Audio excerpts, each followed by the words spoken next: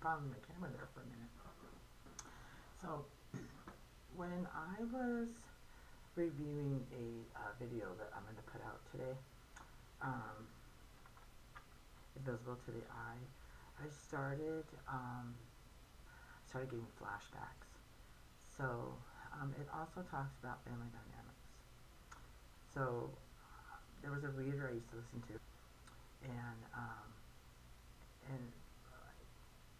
I think 3 months into watching her, she was expressing her feelings about herself, and then how she showed she showed us what she looked like, and her struggles in life, and her daughter, and she had lost a child, and she was just a really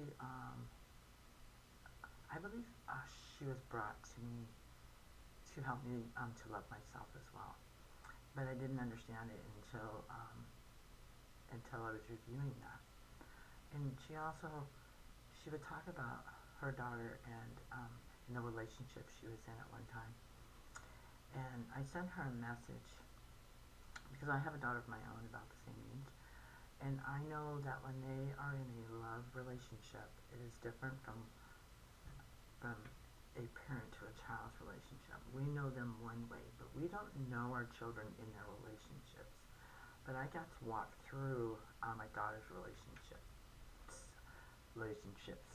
So I saw a lot of things that blew my mind. I was like, where is all that coming from? Right? So it opened my eyes to it's a different love between a parent and a child, and a relationship and a child. Relationship, how they have their relationships. We teach them all the time that no one should try to control you, that they should love you for who you are. You know, no one would ever want to change you, and things like that.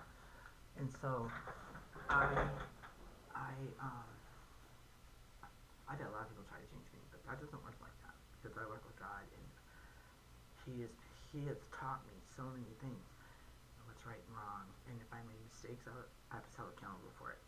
And I'm humiliated, I was reprimanded, and then I have a conscience, so He was on me. So repentance is real important.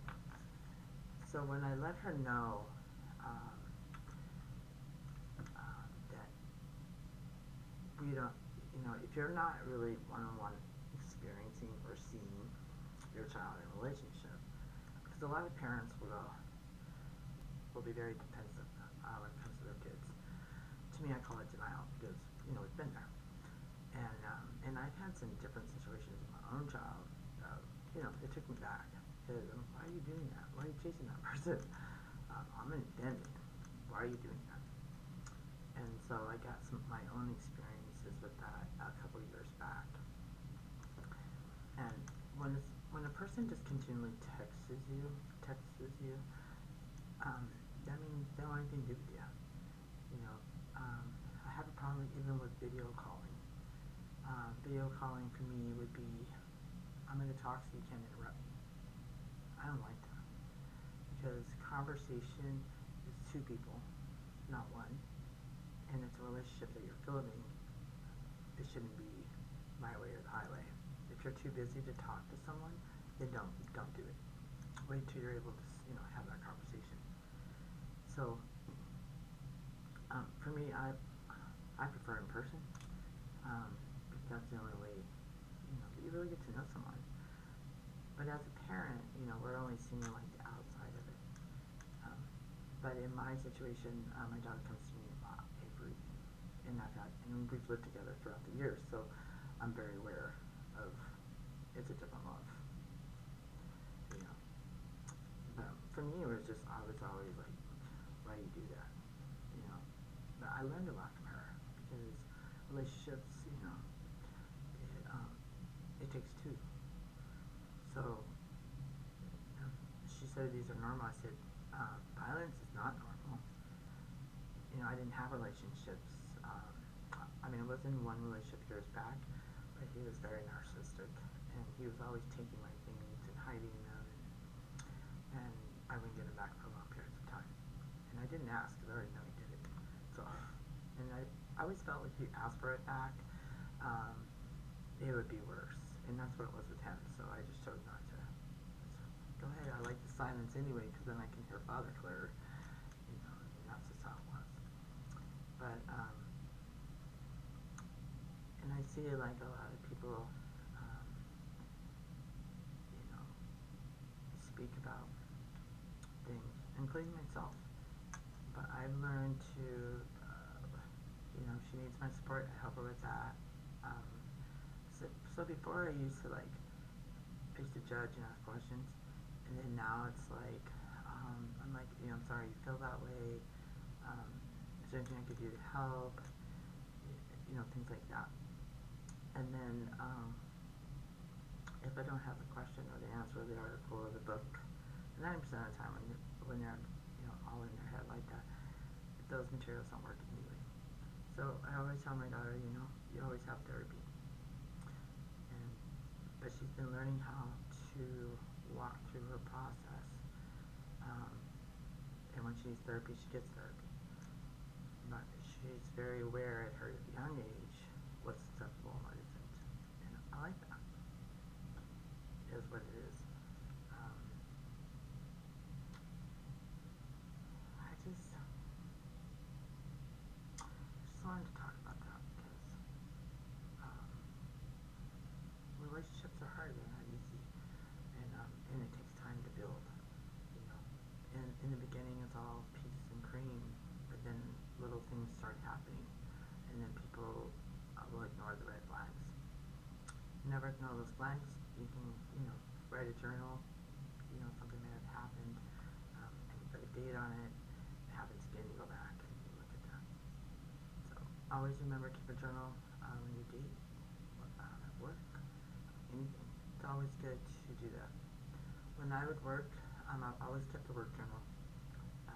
I kept track of my sales. A lot of people always want to share their stories, so I would document them because they're important. You may not need it at that moment, but a year from now, you go back and you read about those moments. It may be a reflection of what's going on in your own life. Throughout the years, I've learned a lot, and for me, it's like memories. I get a lot of memories. She also helped me and it was the very first. She just popped on my phone out of nowhere. So the night that family member said to me, "I didn't see you as a pastor," and I changed my degree program. She said it would be like one or two people, and she said you should never let another person tell you what you'd be good at when you know who you are. And that's one thing I really appreciate about is that she keeps that in the front. She's straight up, and I respect her courage. Her whole life is a lot better now, and she's doing real well. And I popped on her the other day because I was struggling with something, and it was right at that moment I needed to hear what she had to say, and she did. She gave me a message, and then I'm able now to keep going and keep moving forward because I needed that little kick in the butt, and I got it.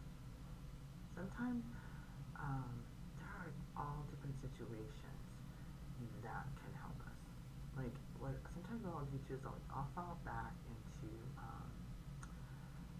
crying things because for some reason it's like a comfort zone for me. So hearing hearing the detectives and then hearing the suspects, and then the other day I was watching this one show, and the detective said, "You didn't mind me taking off the gun residue off your hands," and the kid goes, "No," not realizing that he could have been implicated in a crime he didn't do. But he's only 17. First of all, he should have had a lawyer. And the really weird part was when the detective read the Miranda rights to the suspected suspect. There were two of them. He didn't do it on camera, and they took lie detector tests and they passed, and they were let go. But the suspect that they were speaking to they remember rights on camera. So did they already know those two weren't guilty? And then the detective was saying to them, he was saying to the first two suspects, he was saying, I want to know why that you didn't have a whole lot of splatter on you, but there's all these pellets all around on the wall. And I'm thinking, first thing I'm thinking to myself is, you're not a forensic person. Why would the detective even go there? So he was fishing to see if they would give explanation. She was like, I don't know, I can't tell you. I would have told them, can't tell you. It's not my job for me to figure out your job. But that would have been ignorance, right? So she's trying to figure it out because the man she loves was shot right next to her. She woke up to blood all over him. And she's trying to wrap her mind around it, but the only reason why she woke up because her ear was ringing. So, but she was innocent. But there was just a lot of things about him, about that detective. He was so fast in his speech, and I was like blown out of the water. But I was playing my video game, and I was listening, and I heard him. He actually got on my nerves. So that's why paying attention to surroundings is good. But for me, I learned something about myself, and it's like think before you do. But I think all the time. Sometimes I'm an overthinker. But when I get into stuff like that, I start to kind of get paranoid a little bit because it scares me. Those kind of things scare me now. They never used to, but they calm me down. I don't like the crying of it, but the strategics that they use to catch people are unbelievable. I'm glad. So if anything ever happens to me, they're gonna find them. One way or another, it may take years, or it may take the next day. I just find that interesting and happy. But I'm hoping that to my videos, that if we start looking within, we can heal that part of the world, not going out and taking revenge, not killing. Get the divorce, pay the money, whatever you gotta do. Stop killing. There's just no purpose for it. None at all. And hurting another person, through slander and all kinds of ways that I've explained throughout these years that I've learned about. That's not how life is. I know it's happened throughout since we were walking this planet. But we can change that. We can live happy lives and move on with them in peace. And there's so many resources, there's no reason for it. I just find it a shame. But I know anger. I know sadness. I know love. I've learned about relationships, how they work. It's like it's never ending learning. But domestic violence not necessary. Walk away. Take some time for yourself. Pray. It's overwhelming too. I'm always praying, for change. I think it's sad. And it's just, in today's society, you're just guilty. You have to prove your innocence. And it's a shame. But, according to the amendments, you're innocent until proven guilty, but it's not how it looks.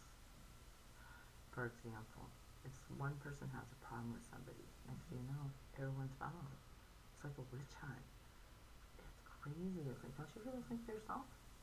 Don't you think you should get the facts, all of it, before you start becoming a part of the witch hunt or being a false witness? Yeah, we're gonna take you down. I said it in the very beginning of my videos that what was done to me, that I would go through the proper channels to take care of what happened to me, and I've done that. And I've expressed throw out all these videos and then realize a whole bunch of other stuff. But I feel at peace. I can sleep at night. I chill. I eat. I take walks. I go out. I do stuff. Trust me, I'm angry. There's no doubt about that. But I just handle it in a different way than we all handle it in our own ways in different ways. And I've had some experiences, um, you know, I mean, I've got in between somebody who had a gun who wanted to kill somebody because they thought they got ripped off. And I was in a bar. I was a bartender. And I put myself right in the middle. They'll shoot me first before they would have shot him. It's crazy. And then I talked him out of the gun, and in between, I removed everything out of the weapon, took the one out of the chamber, and I stuck it behind the Marlin, you know. And then, just a lot. I don't even think sometimes. Like I should probably be thinking, but I don't. I just react, in situations like that. Um, I was watching a video on TikTok, and this guy risked his life to save someone. I said, what a real hero about it. And then he showed me all the last things I did. I was taken by that. It floored me. He looked at me the same way. I don't think I'm a hero in any way, shape, or form. But I just act on what's right. And if I can help, I'm doing it. But there was a couple of times I've had my daughter with me. And I made sure she was safe before I interacted. But not realizing she may be a child without a parent.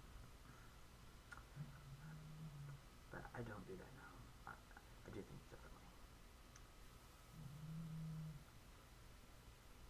I'm hoping I will.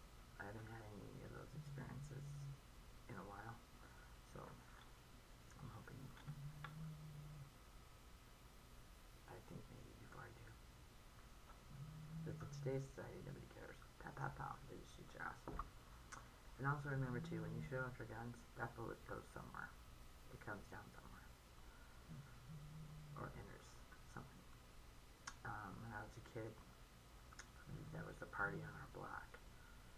And one of the guys came out shooting in the ceiling or in the air. Well, it got somebody. It ricocheted and it hit and killed somebody. And he went to prison. Voluntary manslaughter. But it's a shame he had to find out the hard way. Those are the things y'all should be thinking about. Alright, peace and God bless. Take care.